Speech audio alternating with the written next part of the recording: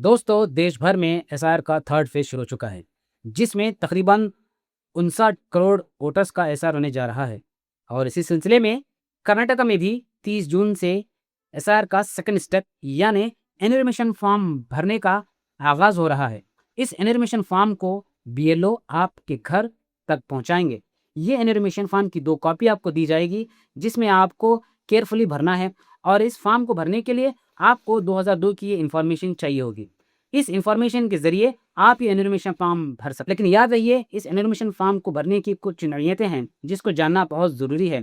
और साथ ही इन फील्ड्स में प्रॉपर डेटा आपको फिल करना होगा। अगर आप किसी वजह से डेटा प्रॉपर नहीं भर पाते हैं या गलत भरते हैं तो मुमकिन है कि आपका नाम वोटर लिस्ट से खारिज हो जाए। तो इसी चीज़ को मद्देनज़र रखते हुए हम ये एनरोलमेंट फॉर्म आपको लाइव भर कर दिखाएंगे, ताकि आपको आपका फॉर्म भरते वक्त किसी किस्म की दिक्कत ना हो। याद रहिए, ये एनरोलमेंट फॉर्म कर्नाटका स्टेट में कन्नड़ में प्रिंट होकर आप तक पहुंचेगा। अगर इस फॉर्म को आप चाहे कन्नड़ में या अंग्रेजी में किसी भी लैंग्वेज में आप भर सकते हैं। लेकिन याद रहिए, 2002 में जो नाम है, जो स्पेलिंग है, वही आपको सेम कॉपी करके इधर लिखना है। उसमें करेक्शन की कतई ज़रूरत नहीं। हाँ, ये जो सेक्शन है, बॉटम सेक्शन में आपको अपना करेक्शन की भी एंट्री देनी होगी। तो हम इस पूरे फॉर्म को लाइव फिल करके दिखाएंगे, ताकि आपको किसी चीज़ का डाउट ना हो।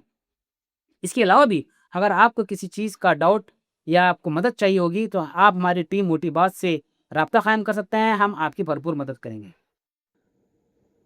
दोस्तों, ये है एनुमरेशन फॉर्म। तो आइए लाइव डेमो शुरू करने से पहले इस फॉर्म को समझते हैं। ये फॉर्म इलेक्शन कमीशन की तरफ से पार्शली प्रिंट होकर आएगा, जिसमें सबसे ऊपर बीएलओ का नाम और कॉन्टैक्ट नंबर होगा। उसके बाद नीचे दिए गए इन 5 बॉक्सेस में आपकी इन्फॉर्मेशन होगी, जिसमें सबसे पहले बॉक्स में आपका नाम, इपिक आईडी यानी वोटर आईडी नंबर और एड्रेस प्रिंट होगा। सेकंड बॉक्स में आपका serial number, part number, polling station number और असेंबली कंस्टिट्यूंसी नेम के साथ स्टेट नेम प्रिंट होगा। और फिर मिडिल में एक क्यूआर कोड होगा, जिसे स्कैन कर कर बीएलओ आपकी इन्फॉर्मेशन को पुलअप करेगा और फिर आपका फिल किया गया फॉर्म अपलोड होगा। उसके बाद फोर्थ बॉक्स में आपकी एग्जिस्टिंग फ़ोटो प्रिंट होगी और आखिरी बॉक्स खाली होगा, जहां पर आपको अपनी लेटेस्ट फ़ोटो पेस्ट करनी है। उसके बाद नीचे दिए गए 2 कॉलम बहुत इंपॉर्टेंट हैं और यही एसआईआर के मेन 2 कॉलम हैं जिसकी इन्फॉर्मेशन आपको देनी है। लेकिन याद रहिए, ये दोनों बॉक्सेस एक साथ खतें नहीं भरनी है, इनको अलग अलग नोयत से भरना है। जिनका नाम 2002 की लिस्ट में है वो लोग ये कॉलम भरेंगे, और जिनका नाम 2002 की लिस्ट में नहीं है और उन्होंने किसी अपने रिलेटिव के साथ मैपिंग कराई है, जैसे कि फादर, मदर या ग्रैंड पेरेंट, तो वो लोग ये कॉलम भरेंगे। जब आप ये कॉलम भर रहे हैं तो हरगिज़ ये कॉलम ना भरें, और जब आप ये कॉलम भर रहे हैं तो हरगिज़ ये कॉलम ना भरें। उसके बाद आपकी पर्सनल इन्फॉर्मेशन नीचे देनी होगी, जिसमें आपका date of birth, Aadhaar number जो कि ऑप्शनल है, आप दें या ना दें। उसके बाद मोबाइल नंबर, फिर फादर नेम का इपिक आईडी, मदर नेम का इपिक आईडी। अगर आप शादीशुदा हैं तो हस्बैंड का नाम और उनका इपिक आईडी दे सकते हैं। और आखिर में सिग्नेचर करके ये फॉर्म आप बीएलओ को सबमिट कर सकते हैं। तो आइए अब जानते हैं कि 2002 की इन्फॉर्मेशन किस तरह से तलाश की जाए। 2002 की वोटर लिस्ट कुछ इस तरह से होगी, जिसमें सबसे पहले हम पार्ट नंबर को तलाश करें, उसके बाद सीरियल नंबर को देखें, उसके बाद फिर अपना नाम देखें, उसके बाद फादर नेम देखें, उसके बाद कंसिस्टेंसी नेम देखें। अगर आपका 2002 में इपिक आईडी है तो बहुत अच्छा है, अगर ना है तो कोई मसला नहीं, आप इसको भी कंसीडर करें। तो डेटा प्राइवेसी के लिए हमने एक डमी नाम लिया है, तो आइए उसी नेम से हम इन फॉर्म को भरते हैं। डायरेक्ट मैपिंग यानी कि हमने कंसिडर किया है कि अब्दुल्ला नामी शख्स 2002 में जिनका नाम मौजूद था, उनका मैपिंग हम यहाँ पर लाइव करेंगे। तो सबसे पहले इनकी इन्फॉर्मेशन को समझते हैं, जो कि 2002 की लिस्ट से निकाली गई है।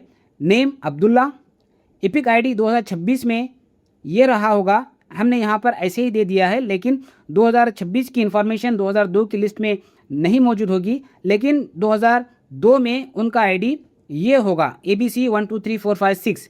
और फिर father name, assembly constituency name, assembly constituency number, part number, serial number, ये सारी इन्फॉर्मेशन आपको 2002 की लिस्ट में मिल जाएगी। तो आइए इस इन्फॉर्मेशन को हम इस फॉर्म में भरते हैं। सबसे पहले हम इलेक्ट्रॉल नेम में अब्दुल्ला ये भर देंगे। उसके बाद एपिक नंबर, उसके बाद रिलेटिव नेम यानी अब्दुल्ला के वालिद का नाम अब्दुर्रहमान, उसके बाद रिलेशनशिप फादर, उसके बाद डिस्ट्रिक्ट गुलबर्गा। याद रहे 2002 में गुलबर्गे का नाम गुलबर्गा ही था, हम यहाँ हरगिज़ भी कलबुर्गी ना लिखें। उसके बाद स्टेट कर्नाटका, फिर कंसिस्टेंसी नेम गुलबर्गा, उसके बाद कंसिस्टेंसी नंबर, जैसे कि मैंने बताया 2002 की लिस्ट में हमको ये नंबर यहाँ मिल जाएगा। तो 2002 में गुलबर्गे का कंसिस्टेंसी नंबर था 10, पार्ट नंबर 50 और सीरियल नंबर 100। ये इन्फॉर्मेशन भरने के बाद आइए अब हम अब्दुल्ला की पर्सनल इन्फॉर्मेशन को यहाँ भरते हैं। अब्दुल्ला का डेट ऑफ बर्थ है 15 अगस्त 1975। आधार नंबर है 122002300450। ये डम्मी नंबर हमने दे दिया। उसके बाद मोबाइल नंबर भी 98। उसके बाद फादर नेम अब्दुल रहमान, उनका एपिक आईडी 654321। इसी तरह उनका मदर नेम आयशा बेगम,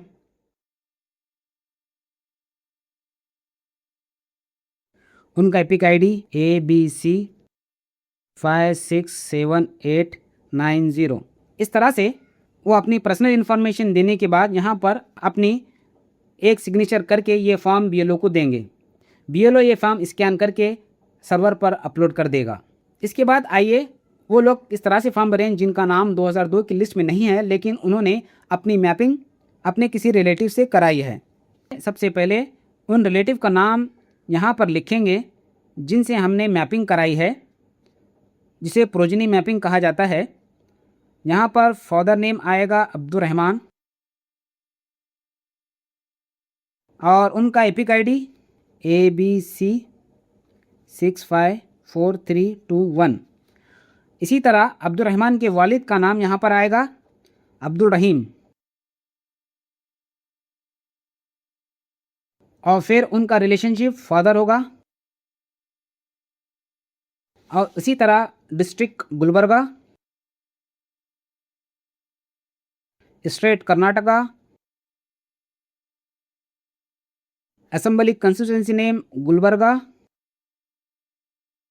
कंस्टिट्यूंसी नंबर 10 और उनका पार्ट नंबर होगा 20 और सीरियल नंबर होगा 125। इस तरह से प्रोजनी मैपिंग की इंफॉर्मेशन हम यहाँ पर फिल कर देने के बाद अगेन हम लेटेस्ट इंफॉर्मेशन यहाँ पर फिल करनी होगी।